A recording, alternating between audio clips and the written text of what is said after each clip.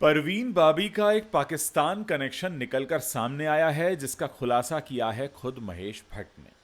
आपको बता दूं कि महेश भट्ट और परवीन बाबी का उस ज़माने में अफेयर था 1977 में, जब परवीन बाबी अमर अकबर एंथनी की शूट कर रही थी और वो एक टॉप की स्टार थी और उन दिनों महेश भट्ट एक फ्लॉप डायरेक्टर हुआ करते थे।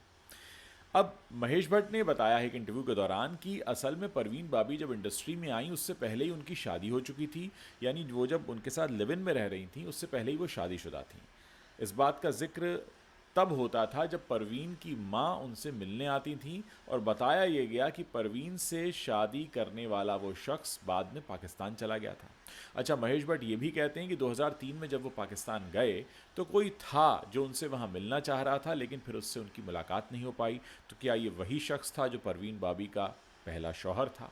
ये तमाम बातें हैं जो इस समय इसलिए चर्चा में हैं क्योंकि पाकिस्तान और बॉलीवुड के कनेक्शन की चर्चा आजकल हो ही रही है पहलगाम के बाद से। तो दोस्तों, क्या लगता है आपको कि क्या वही शख्स रहा होगा जो महेश भट्ट से मिलना चाह रहा था और फिर कुछ ऐसा हुआ कि महेश भट्ट उससे मिल ही नहीं पाए?